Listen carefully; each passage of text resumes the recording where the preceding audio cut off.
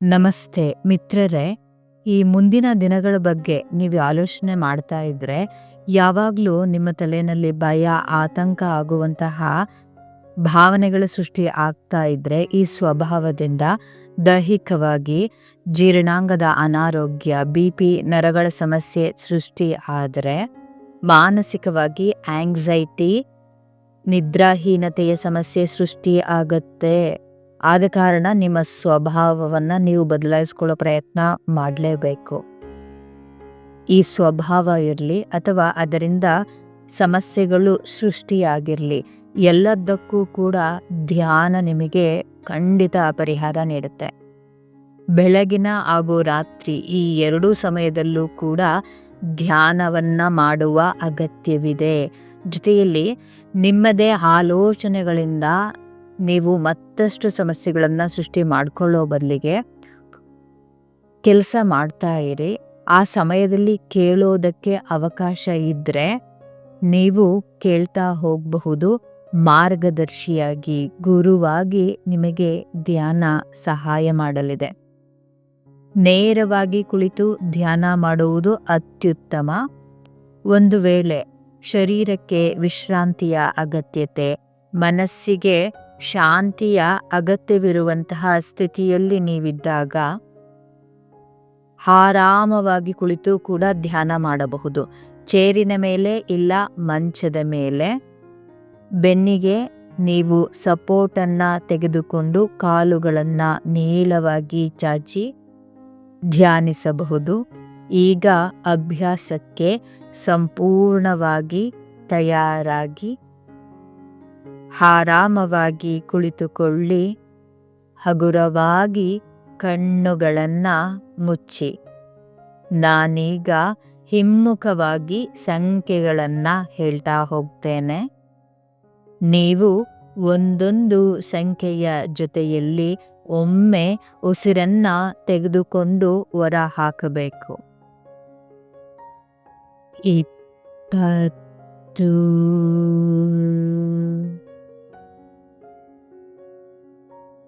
18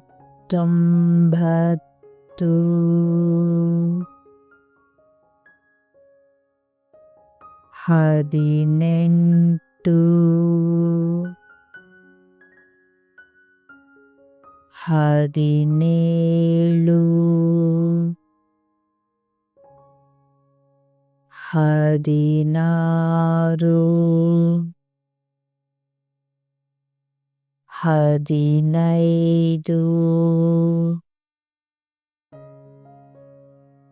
16 15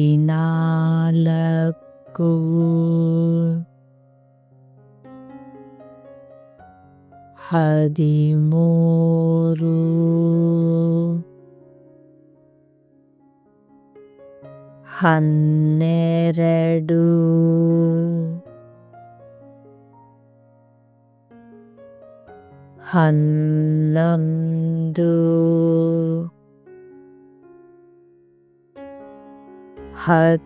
11 10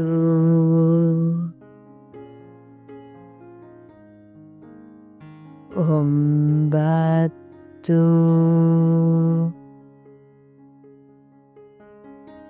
8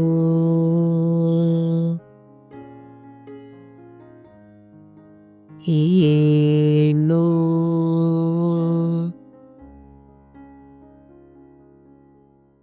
6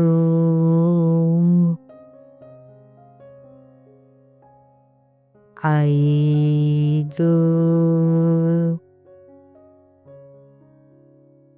4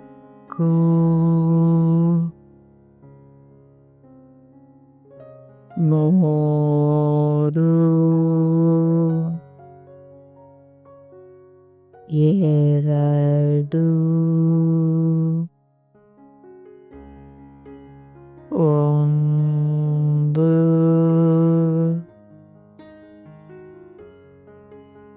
ವಿಶ್ರಾಂತಿ, ವಿಶ್ರಾಂತಿ, ಸಂಪೂರ್ಣ ವಿಶ್ರಾಂತಿ. ಮಿತ್ರರೇ, ಯಾಕೆ ನಿಮ್ಮ ಮುಂದಿನ ದಿನಗಳ ಬಗೆಗೆ ಬರುವಂತಹ ಆಲೋಚನೆಗಳೆಲ್ಲವೂ ಭಯ, ಆತಂಕ, ನಕಾರಾತ್ಮಕ ಆಲೋಚನೆಗಳೇ ಆಗಿವೆ? ಕಾರಣ ನಿಮ್ಮ ವಿಚಾರಗಳು, ಆಲೋಚನೆಯ ರೀತಿ, ಜೊತೆಗೆ ನಿಮ್ಮ ಬದುಕಿಗಾಗಿ ನೀವು ಹಣ, ಅಧಿಕಾರ, ನಿಮ್ಮತನ, ಸ್ವಭಾವ, ಸಂಬಂಧಿಕರು, ಸ್ನೇಹಿತರು ಈ ವಿಚಾರಗಳನ್ನು ನಂಬಿದ್ರಿ ಹಾಗೂ ನಿಮ್ಮ ಶ್ರಮವನ್ನ ಹಾಕ್ತಾ ಇದ್ರಿ. ಆದರೀಗ ಈ ವಿಚಾರಗಳು ನಿಮ್ಮ ಮುಂದಿನ ದಿನಗಳನ್ನು ಒಳ್ಳೆಯ ರೀತಿಯಲ್ಲಿ ನಡೆಸುವ ಶಕ್ತಿಯನ್ನ ಕಳೆದುಕೊಂಡಿದೆ.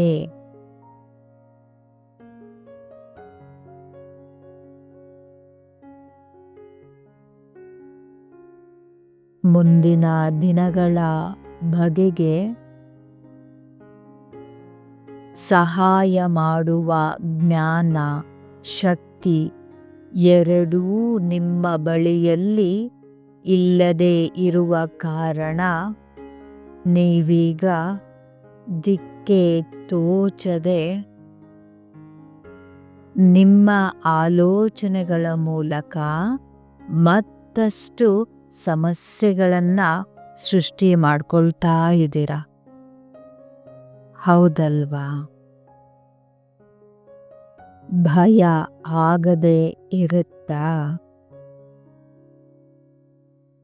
ಸತ್ಯ ಏನು ಅಂತ ಹೇಳಿದ್ರೆ, ಪೂರ್ತಿ ಎಲ್ಲವೂ ಮುಳುಗಿ ಹೋಗಿಲ್ಲ. ನಿಮ್ಮನ್ನ ಕಾಪಾಡಬಲ್ಲ ಶಕ್ತಿ, ವಿಚಾರಗಳಿನ್ನೂ ಕೂಡ ಭೂಮಿಯ ಮೇಲೆ ಇದೆ. ನೀವು ಅರ್ಥ ಮಾಡಿಕೊಳ್ಳಬೇಕಾದ ಕೆಲವು ವಾಸ್ತವ ವಿಚಾರಗಳಿವೆ. ಒಂದಲ್ಲ ಒಂದು ದಿನ ನಾವೆಲ್ಲರೂ ಕೂಡ ಇಲ್ಲಿ ಸಾಯ್ತೀವಿ. ಯಾವತ್ತು ಅನ್ನೋದು ಕೂಡ ನಮಗೆ ಗೊತ್ತಿಲ್ಲ. ಸತ್ತ ನಂತರ ಇಲ್ಲಿಂದ ಏನನ್ನೂ ಕೂಡ ತೆಗೆದುಕೊಂಡು ಹೋಗೋದಿಲ್ಲ. ಇಲ್ಲಿ ಇರುವಷ್ಟು ದಿನ ಹೇಗೆ ಬದುಕ್ತೀವಿ ಅನ್ನೋದಷ್ಟೇನೆ ನಮ್ಮದು. ಈ ಪರಮ ಸತ್ಯ ನಮಗೆ ಸರಿಯಾಗಿ ಅರ್ಥ ಆಗಿಬಿಟ್ರೆ ನಾವು ಬದುಕುವ ರೀತಿನೇ ಬೇರೆ.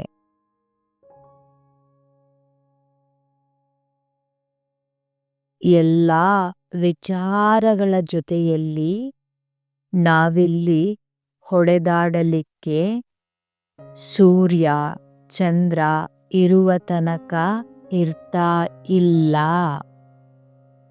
ಆದ ಕಾರಣ ನೀವು ಬೆಲೆ ನೀಡಲೇಬೇಕಾದಂತಹ ಮುಖ್ಯವಾದ ವಿಚಾರಗಳನ್ನು ಆಯ್ಕೆ ಮಾಡಿಕೊಳ್ಬೇಕು. ಅನಗತ್ಯವಾದ ಉಳಿದ ವಿಚಾರಗಳನ್ನು ಬಿಡಬೇಕು. ಇದ್ದಷ್ಟು ದಿನಾನೂ ನರಳುತ್ತಾ ಒಂದು ದಿನ ಸಾಯುವ ಬದಲಿಗೆ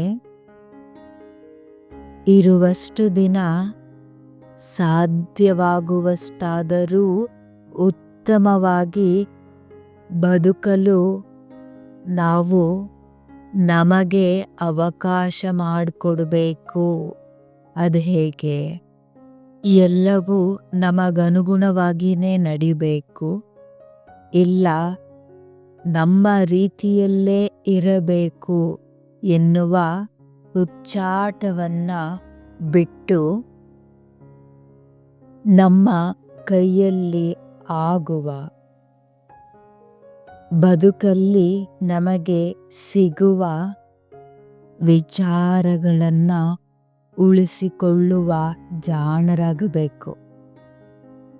ಜೊತೆಗೆ ಎಲ್ಲವೂ ನಮ್ಮ ಇಚ್ಛೆಯಂತೆಯೇ ನಡೆಯೋದಕ್ಕೆ ನಾವಿಲ್ಲಿ ಮಾಲೀಕರಲ್ಲ. ಈ ಭೂಮಿ ಮೇಲೆ 4 ದಿನ ಇದ್ದು ಹೋಗೋದಕ್ಕೆ ಬಂದಿರೋರು ಅಷ್ಟೇ. ಬೇರೆಯವರು ಕೂಡ ಇಲ್ಲಿ ಇದ್ದಾರೆ. ಜೊತೆಗೆ ಮಾಲೀಕನಾದ ಭಗವಂತನ ಇಚ್ಛೆಗೆ ಅನುಗುಣವಾಗಿ ಎಲ್ಲವೂ ನಡೆಯೋ ಕಾರಣ ನಮ್ಮ ಶಕ್ತಿ ಮೀರಿದಂತಹ ಕೆಲವು ವಿಚಾರಗಳನ್ನು ನಾವಿಲ್ಲಿ ಒಪ್ಪಿಕೊಳ್ಳುವಂತಹ ಮನಸ್ಥಿತಿಗೆ ಬರಲೇಬೇಕು.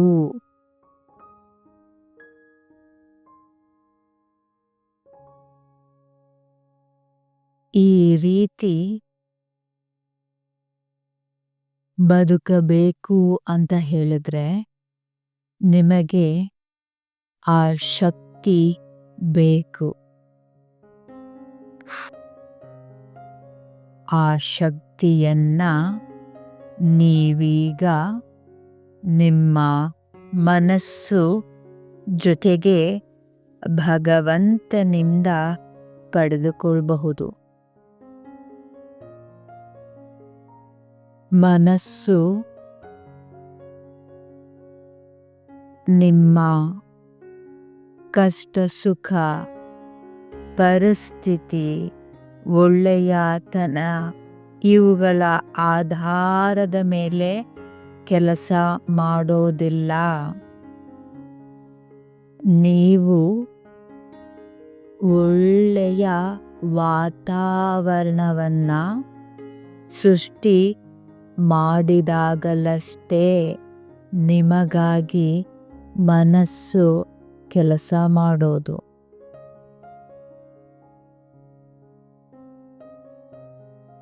ಜೊತೆಗೆ ನಿಮ್ಮ ವಿಚಾರಗಳೇನಿದೆ ಆ ಎಲ್ಲ ವಿಚಾರಗಳ ಸಹಾಯಕ್ಕೂ ಮೀರಿ ಈ ಮನಸ್ಸಿನ ಸಹಾಯದಿಂದ ನೀವು ಚೆನ್ನಾಗಿ ಬದುಕೋದಕ್ಕೆ ಅವಕಾಶ ಇದೆ. ಹೊರಗಿನ ಸಂದರ್ಭ ವ್ಯಕ್ತಿಗಳು ನಿಮ್ಮದೇ ವಿಚಾರಗಳು ಏನಾದರೂ ಆಗಿರಲಿ, ನೀವು ನಿಮಗೆ ಒಳಿತಾಗುವ ರೀತಿಯಲ್ಲಿಯೇ ಯೋಚಿಸಬೇಕು. ನಿಮಗಾಗಿ, ನಿಮ್ಮ ಒಳ್ಳೆಯ ಜೀವನಕ್ಕಾಗಿ.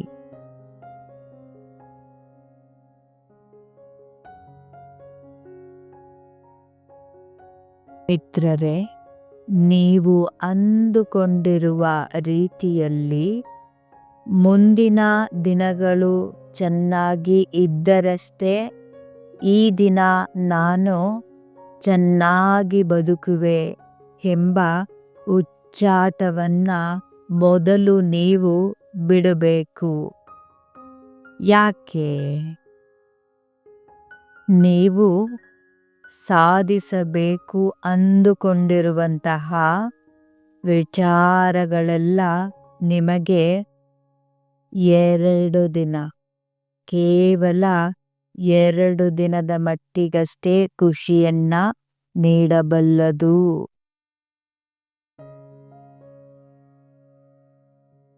ನಿಮಗೆ ತಲೆ ನೋವಾಗಿರುವಂತಹ ವಿಚಾರಗಳೆಲ್ಲ ಕಳೆದು ಹೋದ ಮೇಲೆ ನೀವು ಚೆನ್ನಾಗಿ ಇರುವುದಕ್ಕೆ ಸಾಧ್ಯ ಎಂದುಕೊಂಡಿದ್ದರೆ,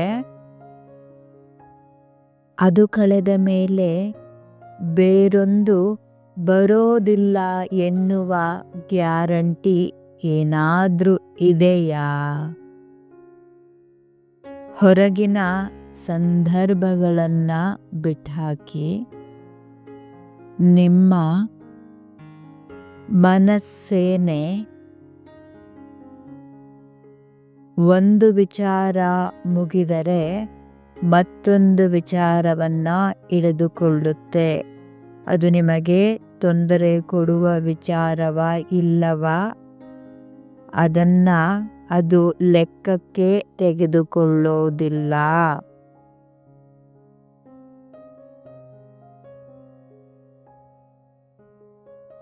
ಈ ವಾಸ್ತವ ಸತ್ಯವನ್ನ ಅರಿಯದೆ ಕೇವಲ ನಾಳೆಯ ದಿನಗಳಿಗಾಗಿ ಈ ದಿನವನ್ನ ನಾವು ಬಲಿ ಕೊಡ್ತಾ ಇದ್ದೀವಿ. ಜೊತೆಗೆ ಮುಂದಿನ ದಿನಗಳು ಅದೇ ರೀತಿಯಾಗಿ ಇರುತ್ತೆ ಅನ್ನೋದು ಕೇವಲ ನಿಮ್ಮ ಕಲ್ಪನೆ. ಬದಲಾವಣೆಗೆ ಅವಕಾಶ ಇದೆಯಾ ಇಲ್ವಾ? ನಿಮ್ಮ ಶ್ರಮದ ಮೂಲಕ ಬದಲಾಯಿಸಿಕೊಳ್ಳೋದು ಸಾಧ್ಯನಾ ಇಲ್ಲವಾ? ಮನಸ್ಸು ಹಿಂದಿನ ಘಟನೆಗಳಿಗೆ ಅನುಗುಣವಾಗಿ ಕೆಲಸ ಮಾಡುತ್ತೆ. ಸಂದರ್ಭಗಳು, ವ್ಯಕ್ತಿಗಳು, ಅದರ ಅನುಭವಗಳಿಗೆ ಸೀಮಿತವಾಗಿ ಕೆಲಸ ಮಾಡುತ್ತೆ ಅಷ್ಟೇ. ಎಲ್ಲವೂ ಸತ್ಯ ಖಂಡಿತ ಅಲ್ಲ. ಆ ಸೀಮಿತವಾದ ಮನಸ್ಸಿಗೆ ನೀವು ಅಂಟಿಕೊಳ್ಳದೆ ಮನಸ್ಸಿನ ಶಕ್ತಿಯನ್ನ ಬಳಕೆ ಮಾಡುವ ವಿಧಾನ ತಿಳಿದುಕೊಳ್ಳಿ. ನೀವೀಗ ಏನ್ ಮಾಡ್ತಾ ಇದ್ದೀರಾ? ಪ್ರತಿಯೊಂದು ವಿಚಾರಗಳ ಬಗ್ಗೆ ಯೋಚನೆ, ಯೋಜನೆ, ಲೆಕ್ಕಾಚಾರ, ನಿರ್ಧಾರ, ಈ ಇಷ್ಟೂ ವಿಚಾರಗಳಲ್ಲಿ ಖುಷಿ ಅನ್ನೋದು ಎಲ್ಲಿದೆ?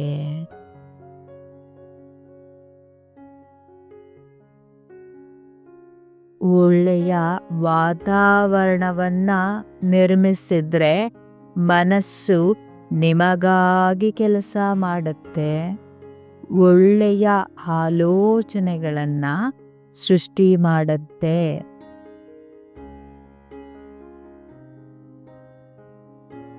ನೀವು ಸಮಾಧಾನವಾಗಿ ಇರುವ ಸಮಯದಲ್ಲಷ್ಟೇ ಅಗತ್ಯವಿರುವಂತಹ ನಿರ್ಧಾರಗಳನ್ನ ತೆಗೆದುಕೊಂಡು ನಿಮ್ಮ ಒಳ್ಳೆಯ ಜೀವನಕ್ಕೆ ಅಗತ್ಯವಿರುವ ಕೆಲಸಗಳಲ್ಲಿ ತೊಡಗಿಕೊಳ್ಳಿ.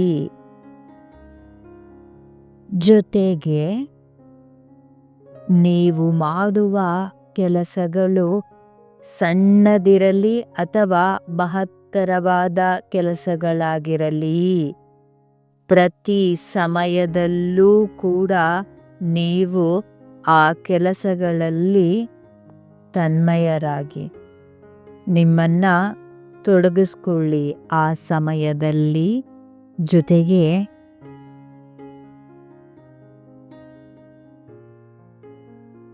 ಸಂತೋಷವಾಗಿರೋದನ್ನು ಕೂಡ ಕಲಿತ್ಕೊಳ್ಳಿ.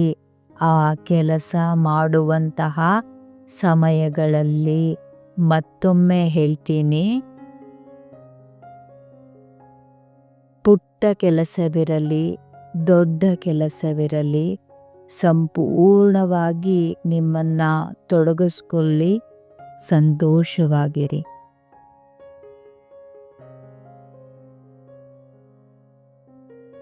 ಶಕ್ತಿಯುತವಾದಂತಹ ಮನಸ್ಸು ನಿಮಗಾಗಿ ನಿಮ್ಮ ಕಲ್ಪನೆಗೂ ಮೀರಿ ಕೆಲಸ ಮಾಡುತ್ತೆ. ಮಿತ್ರರೇ, ನೀವಿಲ್ಲಿ ಭಯ ಪಡೋ ಅಗತ್ಯ ಏನೂ ಇಲ್ಲ. ಮನುಷ್ಯರಾಗಿ ಹುಟ್ಟಿರುವ ನೀವು ಕೈಲಾಗದವರಲ್ಲ.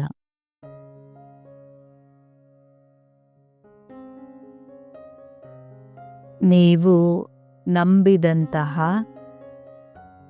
ಉಳಿದ ವಿಚಾರಗಳು ಕೂಡ ನಿಮ್ಮ ಮನಸ್ಸಿನ ಶಕ್ತಿಯ ಮೂಲಕ ಮತ್ತಷ್ಟು ಉತ್ತಮಗೊಳ್ಳುತ್ತಾ ಹೋಗುತ್ತೆ. ಹಣ, ಅಧಿಕಾರ, ಸಂಬಂಧ, ಸ್ನೇಹ, ನೆಮ್ಮತನ ಇವುಗಳೆಲ್ಲವನ್ನೂ ಕೂಡ ಮತ್ತಷ್ಟು ಶಕ್ತಿಯುತಗೊಳಿಸುತ್ತೆ ನಿಮ್ಮ ಮನಸ್ಸು.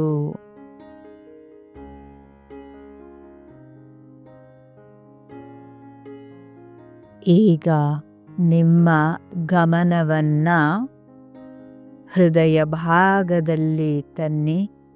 ನೀವು ಪೂಜಿಸುವ, ಆರಾಧಿಸುವ ಭಗವಂತನನ್ನ ನಿಮ್ಮ ಹೃದಯ ಭಾಗದಲ್ಲಿ ನೋಡಿ. ಮಿತ್ರರೇ,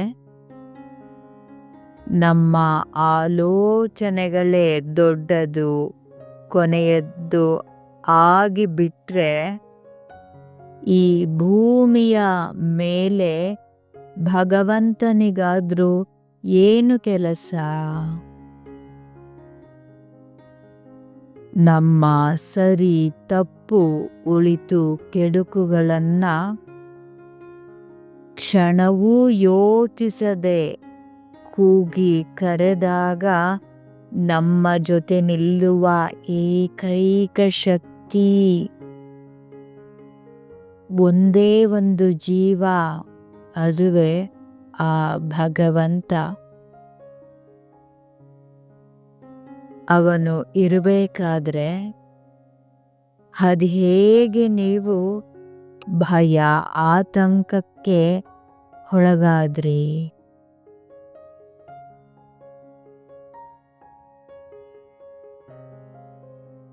ನಿಮ್ಮ ಕೈ ಮೀರಿದಂತಹ ಪ್ರತಿಯೊಂದು ವಿಚಾರಗಳನ್ನು ನೀವಿಲ್ಲಿ ಭಗವಂತನ ಬಳಿ ಬೇಡ್ಕೊಳ್ಬಹುದು. ನಿಮಗೀಗ ತೊಂದರೆ ನೀಡ್ತಾ ಇರುವ ನಿಮ್ಮ ಮನಸ್ಸಿಗೇನೆ ಅರ್ಥ ಮಾಡಿಸಿ. ಪ್ರತಿ ಸಂದರ್ಭಗಳಲ್ಲೂ ನಿಮಗೆ ಹಿಂಸೆ ಆಗುವಂತಹ ಆಲೋಚನೆಗಳನ್ನ ಸೃಷ್ಟಿ ಮಾಡಿದಾಗ ನಾನು ನಂಬಿರುವ ಭಗವಂತ ನನ್ನ ಜೊತೆಗಿದ್ದಾನೆ, ನನ್ನ ಜೊತೆ ದೇವ್ರಿದ್ದಾನೆ.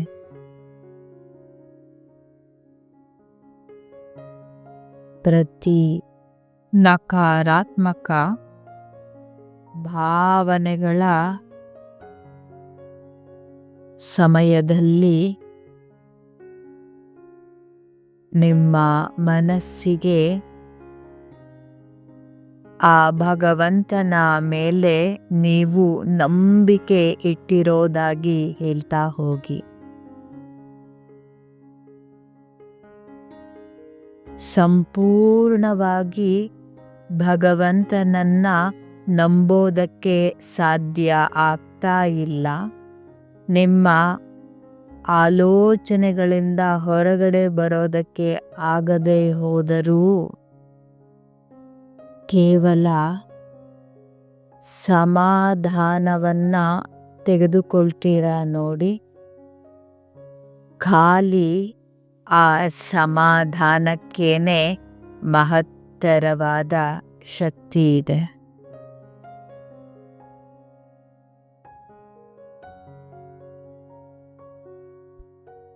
ನಿಮ್ಮ ಕೆಲಸನ ನೀವು ಮಾಡ್ತಾ ಹೋಗಬೇಕು. ಪ್ರತಿಫಲವನ್ನ ಭಗವಂತನಿಗೆ ಬಿಟ್ಟು ಬಿಡಬೇಕು. ನಿಮ್ಮ ಆಸೆಗಳು, ನಿಮ್ಮ ರೀತಿ, ನಿಮ್ಮದೇ ದಾರಿಯಲ್ಲಿ ನಡೆಯುವುದಿಲ್ಲ. ಅವುಗಳು ಭಗವಂತನ ಇಚ್ಛೆ, ಆತನ ದಾರಿಯಲ್ಲಿ ನಡೆಯುತ್ತದೆ. ಇದನ್ನ ಅರ್ಥ ಮಾಡಿಕೊಳ್ಳದೆ, ಆ ತಾಳ್ಮೆ, ಆ ಜ್ಞಾನವಿಲ್ಲದೆ ನಿಮಗೆ ನೀವೇನೇ ತೊಂದರೆ ಕೊಟ್ಕೊಳ್ತಾ ಇದ್ದೀರಾ. ಬೇಡ. ಅವುಗಳು ಈಡೇರುವ ಸಮಯ, ದಾರಿ ಬೇರೆ ಇದೆ. ಕಾಯುವ ತಾಳ್ಮೆ ನಿಮ್ಮದಾಗಲಿ.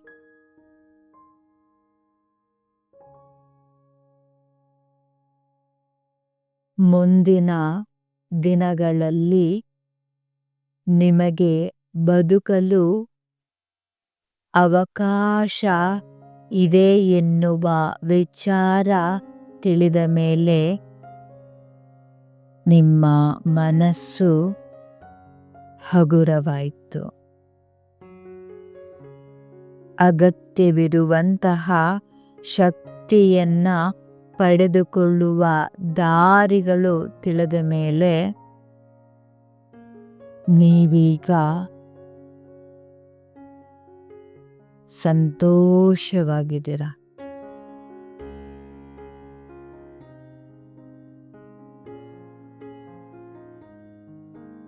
ಈ ನಿರಾಳತೆಯನ್ನ ನೀವು ಕೆಲವು ಕ್ಷಣ ಸಂಪೂರ್ಣವಾಗಿ ಅನುಭವಿಸಿ.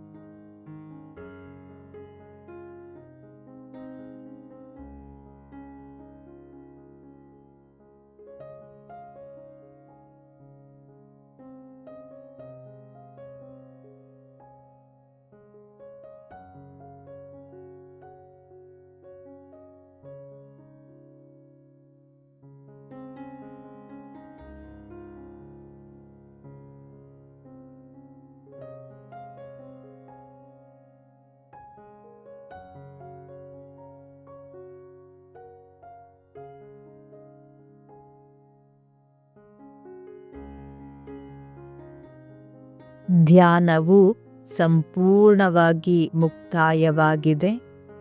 ಎಚ್ಚರಿಕೆಯ ಸ್ಥಿತಿ. ನಿಧಾನವಾಗಿ ಬೆರಳುಗಳನ್ನು ಅಲುಗಾಡಿಸಿ, ಕೈ ಬೆರಳುಗಳನ್ನು ಅಲುಗಾಡಿಸಿ, ತಲೆಯನ್ನ ಎಡದಿಂದ ಬಲಕ್ಕೆ ಹೊರಳಿಸಿ, ಆರಾಮವಾಗಿ ಕುಳಿತುಕೊಂಡ ನಂತರ ಕೈಗಳನ್ನು ಬಿಸಿಯಾಗುವ ಹಾಗೆ ಉಜ್ಜಿ ಆ ಶಾಖವನ್ನು ಮುಖಕ್ಕೆ ನೀಡಿ, ನಂತರ ಮಿಟುಕಿಸುತ್ತಾ ತೆರೆದು ಕೈಯ ಹಸ್ತದ ರೇಖೆಗಳನ್ನು ನಗುಮುಖದೊಂದಿಗೆ ನೋಡಿ. ಈಗ ನಿಮ್ಮ ಶರೀರ ಮತ್ತೆ ಮನಸ್ಸನ್ನ ಗಮನಿಸಿ. ಎಷ್ಟು ಹಗುರವಾಗಿದೆ, ಆರಾಮವಾಗಿದೆ. ಮಿತ್ರರೇ, ನೀವಿನ್ನೂ ಕೂಡ ಉತ್ತಮವಾಗಿ ಬದುಕೋದಕ್ಕೆ ಭೂಮಿಯ ಮೇಲೆ ಅವಕಾಶಗಳು ಇದೆ ತಾನೆ. ಈ ಧ್ಯಾನವೂ ಕೂಡ ಒಂದು ಒಳ್ಳೆಯ ಉದಾಹರಣೆ ಆಯ್ತಲ್ವಾ ನಿಮಗೆ? ಎಲ್ಲರಿಗೂ ಕೂಡ ಒಳಿತಾಗಲಿ.